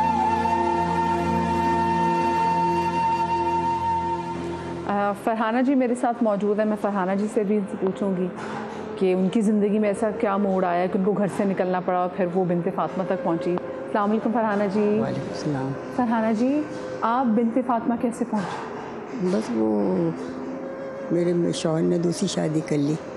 बेटियां मेरी 2 थी, फिर उन्होंने दूसरी शादी कर ली। तो फिर उसके बाद 2 साल हम लोग रहे, फिर वही लड़ाई झगड़े, वही इश्यूज़ वगैरह ज़रा सी बातों पर। फिर उसके बाद उन्होंने तलाक दी। कितनी आपकी बच्चियाँ हैं? 2 बेटियाँ। सिर्फ 2 बेटियाँ। और आपकी डिवोर्स कब हुई? 5 में, सन 5 में। 2005 में? तब आपकी बेटियाँ कितनी बड़ी थी? पढ़ रही थी, 8वीं 9वीं में थी। अच्छा, 8वीं और 9वीं में थी। तब आपकी मियाँ ने आपको डिवोर्स दी। लेकिन तो जो बेटियां आपकी हैं वो फिर क्या मियाँ के पास ही थी या आप उनको लेकर आ गई थी? नहीं, वो वहीं हम लोग, असल में मेरा तो कोई नहीं था ना उसका तो रखने वाला, तो वो वहीं एक दूसरे पोर्शन में शौहर ने रख दिया था। तो वहाँ पर पलते रहे, बढ़ते रहे हम लोग, पढ़ाई वो करती रही। माशाल्लाह उन्होंने सब पढ़ लिया, यूनिवर्सिटी कॉलेज वाली सब ख़त्म कर लिया, शादियाँ भी हो गई। सबकी शादियाँ दोनों की कर दी, अपने घर में दोनों सेट अच्छी हैं, मज़े में। फिर वो अब वो रिटायर हो गए, तो रिटायरमेंट के बाद ज़रा मसले हो गए, क्योंकि वो रिटायरमेंट पर तो आपको पता है हर चीज़ आधी हो जाती है। वापडा में थे ना, तो इस तरह घर वगैरह, फिर वो नए घर में वो दूसरे घर में शिफ्ट हो गए, अपना घर ले लिया जाती, तो जाहिर है मुझे फिर वो रखना मसला हो गया। तो इस वजह से मुझे यहाँ आना पड़ा वक्ती तौर पर। जैसे फिर वो बेटी कह लगी अम्मी मैं सेट हो जाऊँगी तो मैं आपको ले जाऊँ। अच्छा ठीक है। आपको यहाँ पर कितना अर्सा हो गया? 2 साल हो गए आपको। बेटी आपकी क्या करती हैं दोनों? दोनों जॉब करती हैं। दोनों जॉब करती हैं? दोनों की शादी हुई है? और जर्मनी वाली ने आपको अभी तक कॉल ही नहीं की? नहीं, कॉल नहीं करती। वो बस छोटी बहन से मेरा खैरियत मेरी मालूम, और वीडियोज़ देख लेती, तो पता है उसकी अम्मी खुश हैं, बस यहाँ पर बड़े मज़े में हैं। प्रधान माँ मज़े में तो है, ये मज़े से ख्याल रखते हैं, लेकिन उनको नहीं होता कि हमारी माँ जब पता चल गया है ना वीडियोस के जरिए, फिर बहन छोटी वाली खुद भी तो दिल करता ना कि मैं बात करूं। तो अब वो जर्मनी वाली बेटी भी तक पाकिस्तान आई है दोबारा? नहीं, वो हाँ 1-2 दोस्त आ चुके हैं, शादी के बाद आ चुके हैं। शादी भी वही पाकिस्तान में ही हुई है। इधर आई है? नहीं, इधर ही है। इधर जब से वो आई नहीं, पाकिस्तान ही नहीं आई। और वो जो सखर वाली बेटी है वो यहाँ मिलने? वो यहाँ मुझे छोड़ने आई थी। मेरे दामाद और बेटी आए थे, यहाँ छोड़ के गए। वो छोड़ के गए तो उनके उस वक्त नौकरी नहीं रही थी। अब गवर्नमेंट की उनकी माशाल्लाह दोनों मियाँ बीवी की नौकरी हो गई है। अच्छा। टीचर हो गए, स्कूल टीचर हो गए माशाल्लाह। अच्छा। पहले प्राइवेट जॉब करते थे, माशाल्लाह पढ़ी लिखी। कितनी दफ़ा मिलने आई हैं कि मैं तो क्यों आप इन्हीं से पूछो। नहीं, एक दफ़ा भी नहीं आई 2 साल में, क्योंकि शक्कर वाली भी नहीं आई? नहीं, वो शक्कर वाली इसलिए नहीं आई ना, कुछ वो प्रॉब्लम मनी का था, क्योंकि उनकी जॉब लगी तो आपको पता है स्कूलों में 9-10 माह तक तनख्वाह नहीं मिलती है। इसको माँ कहते हैं। 9 माह 10 माह तक तनख्वाह। ये माँ है, ये माँ है। देखिए मुसलसल कवर कर रही है अपनी बच्चियों को, मुसलसल कह रही है कि हाँ, और साथ रो भी रही है ना, तकलीफ से रो रही हैं। कवर तो करी जा रही है लेकिन तकलीफ से रो रही है। अच्छा, कहते ना जैसे होता है ना, बेटा तो कहते हैं जी बेटे जो है ना वो तो दूसरी कोई गैर बच्ची आती है ना तो फिर उसके साथ उसके रंग में रंग जाते हैं। जैसे भी आपने देखा हमारे साथ यहाँ माएँ मौजूद हैं, क्योंकि बेटियाँ, मैं खुद बेटी हूँ ना, तो मुझे पता है मैं अगर मैं किसी दूसरे शहर में भी रहती ना तो मेरे माँ बाप को भी तकलीफ़ होती है, तो मैं भाग भाग के मिलने जाती हूँ। अक्सर मेरे दोस्त मुझे कहते तुम पागल हो, तुम महीने में 2-2 दफ़ा भी मिलने जा रही है, तो इतने जो है वो हवाई सफ़र महंगा है, लेकिन क्या करें, एक मुझे 2 दिन का भी टाइम मिले ना मैं जाके उनको देखने चली जाती हूँ। तो क्योंकि वो कहते हैं बेटियाँ ऐसी, फिर मेरे अब्बू भी कहते हैं भी तो बेटी है ना, तो बेटियाँ तो बड़ियों की माँ बन जाती हैं। अपने हर एक के अपने अपने इश्यूज़ होते हैं ना, वो उनके प्रॉब्लम मनी का भी होता है, फिर दूर भी बहुत है। उनका बच्चा छोटा था, सर्दी गर्मियाँ उस वक्त तो थी, अब वो कही थी सर्दियों में मैं आपके पास। सर्दियों में आएगी वो? जी 2 साल बाद आएगी। अभी ये मेरे उम्र का मसला हो गया ना। हाँ। मैं उम्र करके फुकन लगी, बहुत खुश हो गई उम्र सुन के। लगी ठीक है अम्मी आप उम्र कर ले, फिर मैं इंशाल्लाह आपको ले जाऊँगा। पता है दुआएं कर कर के, मन्नतें मांग मांग के औलाद जो लाते हैं वो देखिए, वो 5 बेटियों के बाद एक बेटा हुआ, तो उसी बेटे ने मुझे बात करी थी, तो मेरा दिल कट रहा था कि पता नहीं कितना मन्नतों मुरादों लाडों वाला बेटा था। अस्सलाम वालेकुम जी। वालेकुम सलाम जी। नफीसा जी कैसी हैं आप? ठीक हैं जी, अल्लाह की मेहरबानी है, बहुत शुक्र है अल्लाह। नफीसा जी, आप अम्मी तक कैसे पहुंची? बिनते फातिमा आप कैसे पहुंची?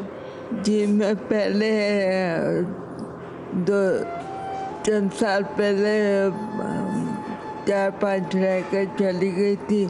मुझे शौक़ हुआ मैं अपने बेटे के पास जाऊं, और उसने शादी कर ली है उसके, मगर उसकी बीवी ने मेरा ख्याल नहीं किया। वो हमेशा कहती थी तुम जहाँ से आई हो वहाँ चली जाओ, तुम जहाँ से आई हो वहाँ चली जाओ। मैंने कहा मैंने तेरा क्या बिगाड़ा है, तो मेरे बेटे के सामने बोलना। तो कहती नहीं तुम जहाँ से आई हो वहाँ चली जाओ। फिर एक दिन मैं गुस्से में आकर चली आई और अकेली कराची पहुँची लाहौर से, और तो आपके बच्चे रास्ते में गिर भी गई। एक बेटा है, मैंने गोद लिया था, मेरा अपना नहीं है। अपने बेटा गोद लिया था? मगर बहुत लाडों से पाला था। इसकी दादी ने, मैंने, इसके अब्बू ने। इसके अब्बू फौत हो गए, दादी फौत हो गई। फिर उन्होंने घर वालों ने हमें एडी में दाखिल कर दिया। आपके दोनों उसी माँ बेटे ने बच्चों को। अच्छा, आपके उस बेटे को हाँ। और आपको ईदी में पहले दाखिल कर जी दिया? ईदी में दाखिल कर दिया। तो मेरा बेटा तो पढ़ने की शौक में चला गया अपनी पप्पो के घर। हाँ। और मैं कितने ही साल ईदी में रही। और फिर जब मैं ईदी में से मैं निकल के फिर यहाँ मैं बिनते फातिमा में आ गई। कितने साल पहले आई थी आप यहाँ पे? यहाँ 5-6 साल हो गए। 5-6 साल हो गए। और आपका घर था लाहौर में? नहीं, घर नहीं था, ईदी में से आई। अच्छा, ईदी में से आई थी। मेरा घर तो था ही नहीं। मेरा घर तो मेरे ससुराल वालों ने बेच दिया जब मैं इसकी दादी फौत हो गई। तो मुझे बताएं, वो जो आपका बेटा है, तो वो जो आपकी मैंने बहू थी, वो उसको कहाँ रहता था? गोद लिया था। वो जिसको आपने गोद लिया था, तो वो क्या लाहौर में रहता था? जी अब लाहौर में रहता है। तो आप उससे मिलने के लिए गई उससे वहाँ पे? मिलने गई। वो लेने आया था या मिलने गई थी? नहीं, मैं खुद ही चली गई। आप लोग उनको लेके गए थे वहाँ लाहौर? नहीं, वो इस बार बार बुलाता था कि अम्मी मेरी शादी हो गई है तो मेरी बीवी ना संभालेगी अब आपको।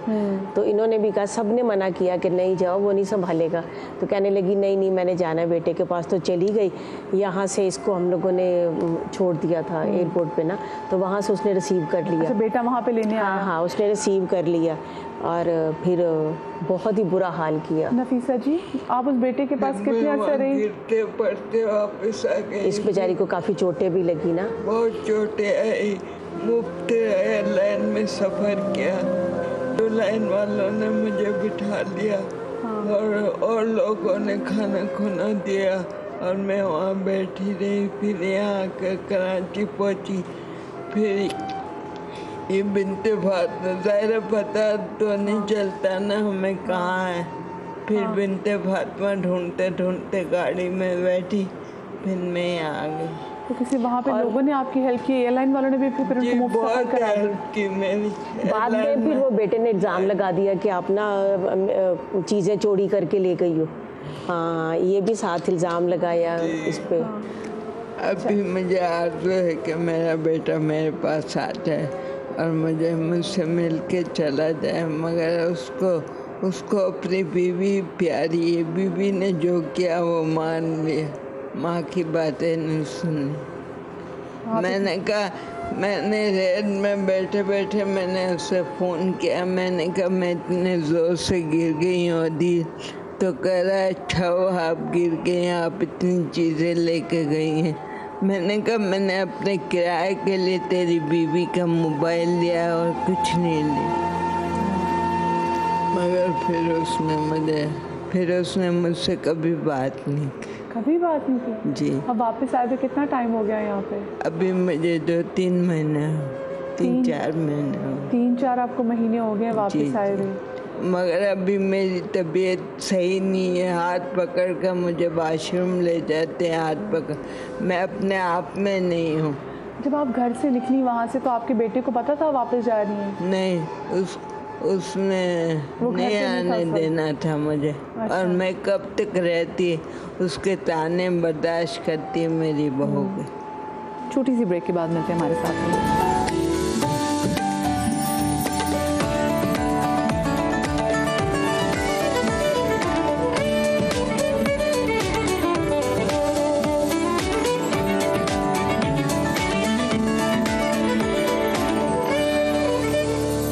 ब्रेक के बाद एक बार फिर से खुश आमदेद बिनते फातिमा में हम मौजूद हैं। और मैं आपको बताऊं, यहाँ पे सिर्फ हमारी माएँ मौजूद नहीं हैं, यहाँ पर बहनें भी हैं। यहाँ पर वो बहनें भी हैं जिनको उनके भाई छोड़ के चले गए माँ बाप के बाद। हमारे साथ आबदा जी हैं, डबल इन्होंने मास्टर्स किया हुआ है। और किस यूनिवर्सिटी से मास्टर्स किए, कब मास्टर्स किया था, पढ़ी लिखी खातून, वो भी यहाँ पर बिनते फातिमा में हमारे साथ मौजूद हैं। अस्सलाम वालेकुम जी। आप जी, आप मुझे बताएं, आपने डबल मास्टर्स किया और आपने बॉम्बे यूनिवर्सिटी से? जी। माइक थोड़ा सा करीब कर लीजिए। हाँ, माइक। हाँ जी। हाँ जी। बॉम्बे यूनिवर्सिटी से आपने मास्टर्स किया? जी। तो इतनी आप पढ़ी लिखी, आपके तो फिर अब्बा भी, मतलब जिस ज़माने में आपने मास्टर्स किया वो भी अच्छे बड़े अफसर होंगे। नहीं, अफसर तो नहीं थे, LLB से। LLB आपके वालिद साहब ने किया हुआ था। और ये कौन से टाइम की मैं बात कर रही हूँ, कौन से साल की भला? अब ये तो मुझे नहीं याद है। हाँ, लेकिन लगभग कौन सा टाइम होगा? 50s का टाइम होगा वो? हाँ। अच्छा ठीक है, उस टाइम की बात है। अच्छा, तो मुझे ये बताएं कि आप डबल मास्टर्स, इतनी पढ़ी लिखी और आपके वालिद भी LLB वकील, आप बिन्ते फातिमा कैसे पहुंची? बस अल्लाह ने पहुंचा दिया, कहीं भी मदद हो गई। भी मदद होगी। शादी हुई आपकी? नहीं, आपकी शादी नहीं हुई। कितने बहन भाई थे आप लोग? मैं एक थी। आप एक ही थी, कोई भाई आपका नहीं? आपके वालिद, आपके पेरेंट्स का इंतकाल कब हुआ? 50s में हुआ होगा। 50s में हुआ था उनका इंतकाल। आप नौकरी करती थी? नहीं, आप नौकरी नहीं करती थी कहीं पे भी नहीं। अच्छा, तो 50s में जब आपके वो स्पेयर पार्ट की तरह मुझे काम करना पड़ता था। हाँ। कभी किसी को ज़रूरत पड़ गई तो चली जाती थी, हाँ। नहीं पड़ी तो नहीं जाती थी। सही। तो मुझे बताएं, 50s में आपके पेरेंट्स का इंतकाल हुआ, तो फिर वो आपकी जो ज़िंदगी है वो कहाँ गुजरी, कैसे गुजरी? बस किधर रहती थी? वक्त तो ठहरता नहीं। किधर रिश्तेदारों के यहाँ रुकी आप? हाँ। आपकी अम्मी के, अब्बू के बहन भाई थे? हाँ। तो फिर आप उनके पास होती थी? जी। तो फिर इधर बताएं, यहाँ आप कब आई? कितने सालों से आप बिन्ते फातिमा में रह रही हैं? 1 साल 1.25 साल हुआ होगा। 1-1.25 साल। तो इससे पहले इतने साल, इतनी दिहाइयाँ किधर गुजारी हैं? बस गुजर गई, वक्त तो रुकता नहीं, वो तो गुजर ही जाता है। इनके बारे में आप बताइए कि इतना टाइम आप तक कैसे, ये खुद आई, कोई छोड़ने आए इनको? हम लोग खुद लेते नहीं है ना, जब तक वो साथ ना आए ना। साथ ना आए। हाँ, हम लोग अकेला कोई आ जाए तो हम लोग नहीं लेते, रेफरेंस के बगैर नहीं लेते। तो इनके साथ कौन था? इनके साथ, आपके साथ कौन आया था? साइमा। साइमा क्या लगती है आपकी? दूर के रिश्ते की। हाँ, दूर के रिश्ते की होंगी। ये बड़ी साबर खातून है, बहुत साबर खातून है, पढ़ने पर आने वाली है माशाल्लाह, और अक्लमंद भी बहुत है, बहुत समझदार खातून है। तो बस इसी तरह तवक्कल अल्लाह पे है, और यही कि अल्लाह का हुक्म, अल्लाह का हुक्म, इसी तरह ये कर देती है। उनके साथ भी हमारे साथ हैं। अस्सलाम वालेकुम जी। नादरा जी कैसी हैं आप? ठीक हैं? नादरा जी थोड़ा सा माइक करीब कर लें ताकि आवाज़ हमें आए। नादरा जी, आप बिन्ते फातिमा रहते हैं, आपको कितने साल हो गए? मुझे 8 माह हो गए। अच्छा, आपको भी 8 माह हुए हैं यहाँ पर। आपकी शादी, आप शादीशुदा हैं? जी। आपके बच्चे? नहीं, शादी नहीं, अब डिवोर्स हो गए। अच्छा, आपकी डिवोर्स, लेकिन आपकी शादी हुई थी। बच्चे आपके हैं? नहीं, बच्चे नहीं। बच्चे आपके नहीं हैं। तो आपकी डिवोर्स कब हुई थी? मेरे साथ धोखा हुआ, डिवोर्स ने मुझे धोखे से देगी। अच्छा, आपको धोखे से डिवोर्स हुई? क्या हुआ था?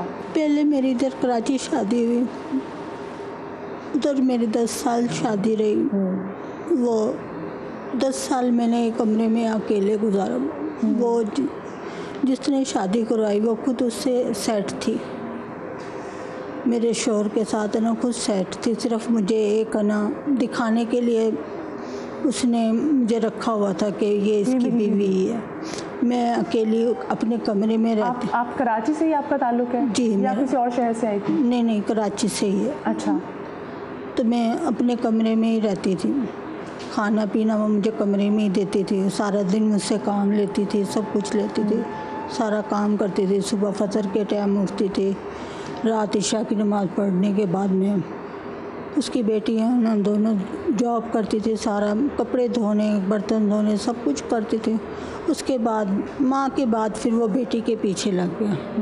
वो अम्मी ने इसलिए रिश्ता किया था कि ये नमाजी है, हज किया हुआ है, 2 हज किए हुए थे उसने। अच्छा। मेरे शोहर ने। आपकी उम्र में कितना बड़ा था वैसे? मैंने आपके उम्र में वो कितना बड़ा था आपका मियाँ? वो मेरे सही था मेरी। आज ठीक है। 2 हज किए हुए थे उन्होंने, 52 उम्रे किए हुए थे।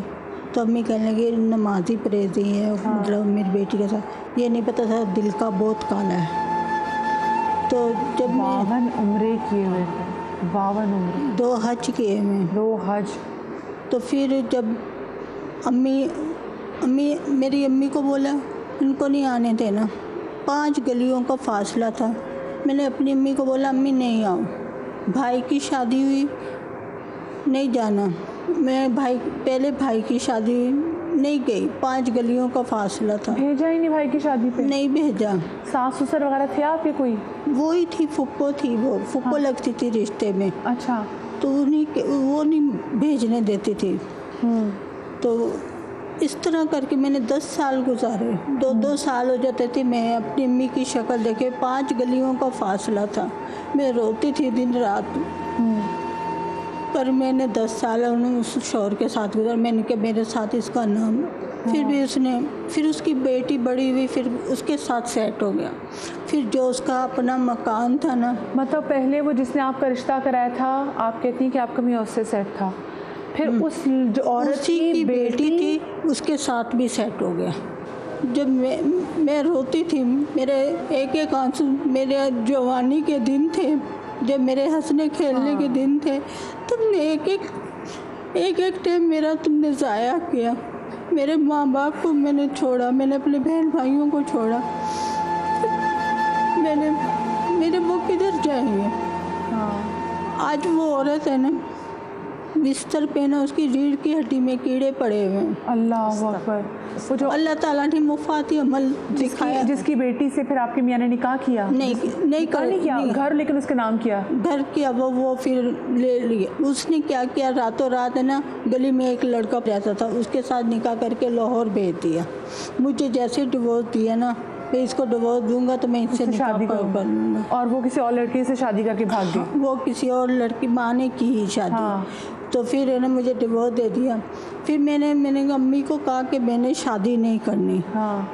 मेरा दिमाग थोड़ा वैसा हो गया था, मैं पागलपने में आ गई। मेरे साथ इतना बड़ा हादसा हुआ। मैंने इस शौहर को ना, खुदा के बाद कहते हैं अपने शौहर की मानते हैं, मैंने उस शौहर की इतनी की है। फिर मेरी अम्मी ने बोला बेटा भाभी है ना, तुम शादी कर लो। फिर मेरी अम्मी ने ना पिंडी, मेरी खाला की जेठानी थी, तो मेरी है ना पिंडी शादी कर दी। ना घर देखा, ना बच्चे देखे, ना कोई। इतना बुरा एक्सपीरियंस हो गया था, उसके बावजूद भी फिर दोबारा शादी कर दी। उसमें भी देखा भाला नहीं कौन है। वो खाला की जेठानी का बेटा था। हाँ, फिर उनको पता चलो जानते मतलब करीबी रिश्तेदार है। तो जो पहली भी थी वो भी तो रिश्ते की फूफी थी इनके बेटे?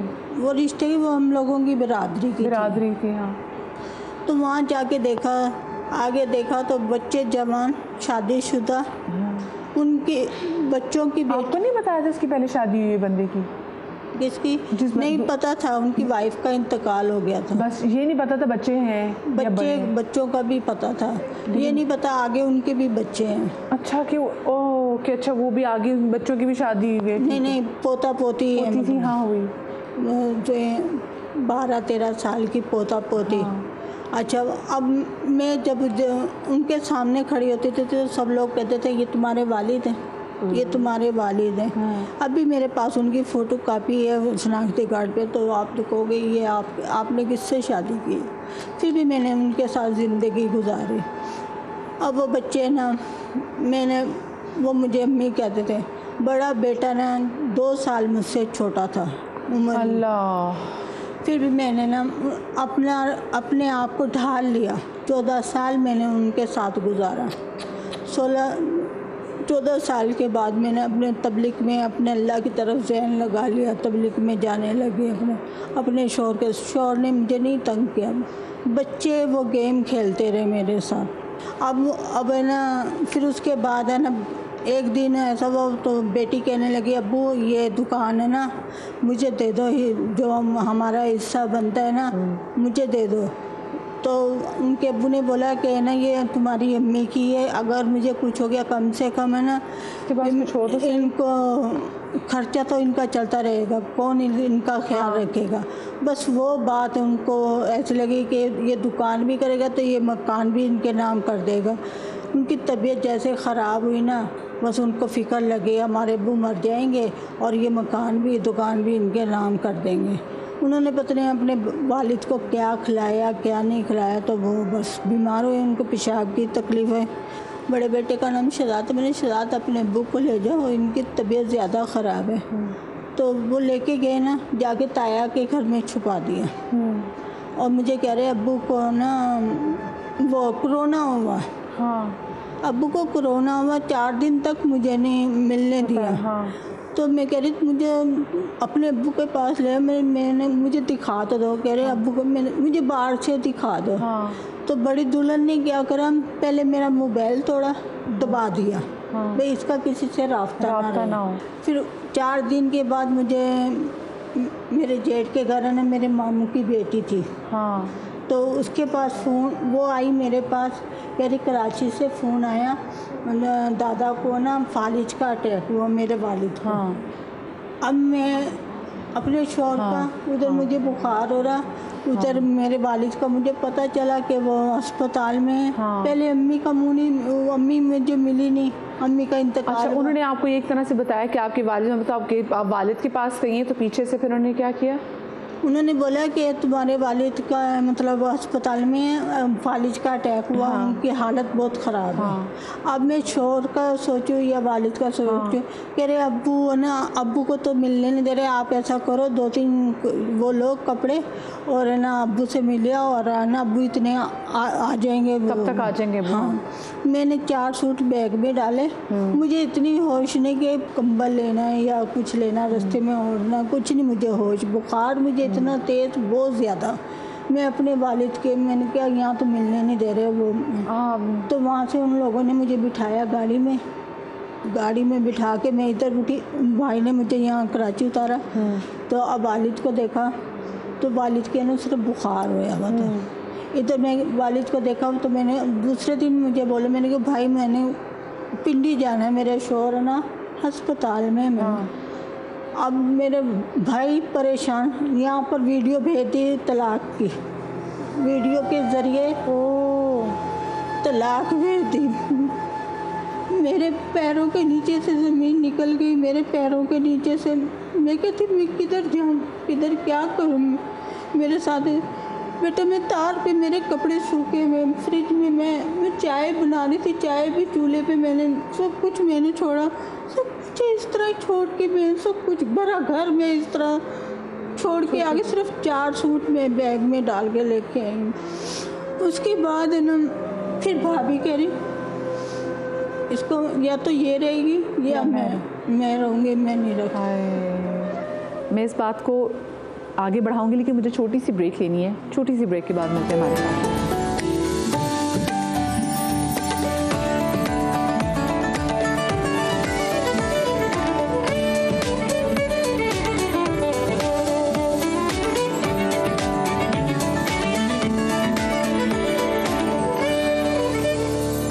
ब्रेक के बाद एक बार फिर से खुशामदीद। बिनते फातिमा में हम मौजूद हैं उन माँओं और बहनों के साथ जिनको उनके घर वाले यहाँ पे छोड़ के गए हैं। फिर उसके बाद मैं 4 महीने अपनी छोटी बहन के पास रही। उनको यहाँ पे कौन लेकर आया था? फिर मैं छोटी बहन के 4 महीने रही तो फिर मैंने अपने छोटे बहनोई को बोला अल्लाह मैं किधर जाऊँ। मैंने तहज्जुद के टाइम दुआ मांगी, या अल्लाह मुझे कोई छत ऐसी दे या मेरे तो औलाद भी नहीं है, मेरा तो कोई कमाने वाला भी नहीं है। अल्लाह मुझे कौन संभालेगा। मैं तो उन्होंने मार के मेरे सर में ना मेरे झटके लगते हैं। मेरे ना बहुत ज़्यादा। कौन मारता था आपको? वो दुल्हने मारती थी, बेलनों से मारा हुआ मुझे, मेरी टांगों वेपरों से मारा हुआ, मशीन की तार से मारा हुआ मुझे। अल्लाह अकबर, अल्लाह अकबर। 3 थी बहुएं जो आगे मारती थी आगे जी। तो फिर इनको आपकी बहनोई फिर यहाँ पे छोड़ के गए? इनको मैंने खुद बोला, कोई मुझे ना भाई छोड़ के गया ना बहनोई छोड़ के गया। मैंने उनको खुद बोला। मैं अम्मी का ये ना फातिमा का अम्मी को बहुत देखती थी, मुझे अम्मी का ये ना बिनते फातिमा देखने का शौक़ था। मैंने बोला मुझे बिनते फातिमा में मुझे छोड़ गया। वो मुझे इस हालत, अम्मी को पता है मुझे किस हालत में हालत में आई थी। बहुत बुरी हालत थी इनकी। इस तरह से किसी मज़ार पे ना कोई भिखारन बैठी हो ना, इस तरह बेचारी, और रोना रोना रोना रोना रोना।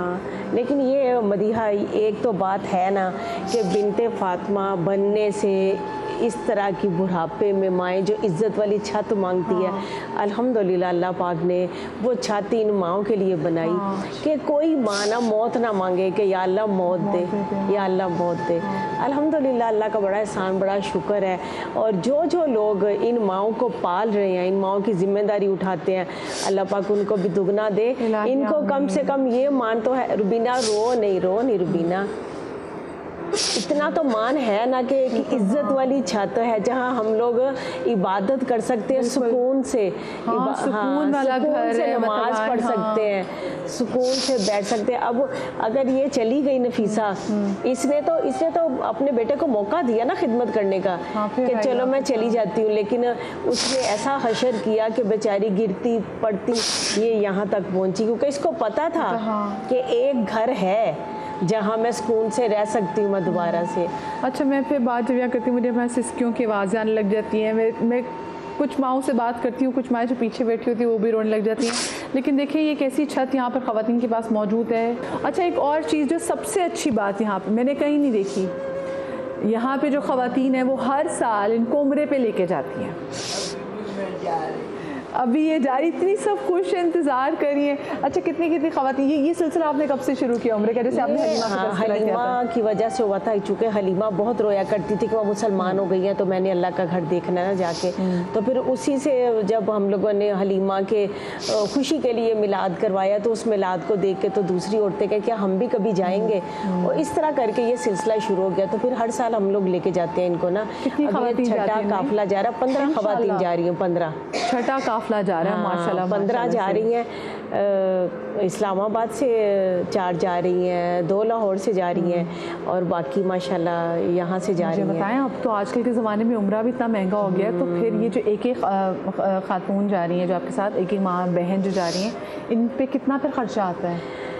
बस जिस तरह महंगाई हो गई पिछले सालों की निस्बत अभी और ज़्यादा महंगाई है। फिर इनके साथ एक एक वॉलंटियर भी हम लेके जाते हैं ना। हाँ, क्योंकि ये वो तो नहीं ना कि मतलब खुद चल के आराम जा रही, जो भी जाना साथ। हाँ। ये सब लोग व्हील चेयर पे होते हैं और इनके साथ हम लोग वॉलंटियर भी लेके जाते हैं। कम से कम 28 का काफिला हमारा बन गया। 28 का काफिला इसमें मैं और असद भी शामिल होते हैं और इस तरह करके ये लोग मैनेज होते हैं। अगर 15 माएँ जा रही हैं तो 15 के साथ 15 ही वॉलंटियर जाने चाहिए ना। बिल्कुल, हाँ। तो इस तरह करके ये सारा सिलसिला वॉलंटियर्स में आप और आपके बेटे भी शामिल होते हैं? शामिल होते हैं। जो लोग हमें देख रहे हैं तो आप लोग प्लीज़ देख रहे हैं, ये बहुत सारी, अगर आप लोग अपनी ज़िंदगियों में अगर कुछ नहीं बने थे और आपके माँ बाप की आप नहीं खिदमत कर सके, उनको हज उम्रे पे ज़ियारात पे नहीं लेके जा सके, तो ये में मान मौजूद हैं। कोशिश करें अपने माँ बाप के नाम का एक एक उम्रा इन माओं को कराएं। अल्लाह के प्यारों के रोज़ों पे जाए, वहाँ जाकर आपके लिए दुआ करें। आपकी अम्मी नहीं कर सकी आपकी ज़िंदगी में, अपनी ज़िंदगी में नहीं कर सकी, तो ये वो माएँ हैं जो आपके लिए जाके वहाँ जाकर दुआ करें। यहाँ एक माँ है जो कि ना बस जिद लगा के बैठी हुई, मैंने हज करना है। उसे मैं कहती हूँ ना कि मेरे साथ उम्रा पे चलो, तो कहती नहीं मैंने तो हज ही करना है, मैंने तो हज ही करना है। अल्लाह करे कोई बेटा कोई बेटी ऐसी हो जो कि जिम्मेदारी उठाए उसके हज की, तो वो हज करने भी जाए। और फिर जब वो जाएंगी इंशाअल्लाह, मेरा दिल करता है आप हमें बुलाएंगे, हम उनको हज पर जाने से पहले रुखसत भी करेंगे। जब वो आएंगे तो हम उनको रिसीव भी करेंगे, बस शर्ते की ज़िंदगी का अल्लाह पाक ने इतनी ज़िंदगी लिखी हो। मेरे बहुत शुक्रिया आपका फरजाना जी। आप हम जब भी आते हैं तो आप हमेशा बिनते फातिमा के दरवाजे वाले खोलते हैं। ये ख़वातीन अपनी बेटी समझ के, बिल्कुल ऐसे ही है, अपनी बेटी समझ के हमें अपने घर की बातें बताती हैं, अपनी तकलीफ़ बताती हैं, अपना दिल हल्का करती हैं। अल्लाह इन सब माओं को सलामत रखे, जो देखने वाले उनकी माओं को सलामत रखे, मेरी माँ को सलामत रखे। और अल्लाह पाक हम जिनकी माएँ बीमार हैं उनकी तकलीफ़ में अल्लाह पाक कमी कर दे। बीमारी करबला के सदक़े में आप लोग अपना बहुत सारा ख्याल रखिएगा। शाद रहिए, आबाद रहिए। कल आपसे मुलाकात होगी। अल्लाह हाफ़िज़।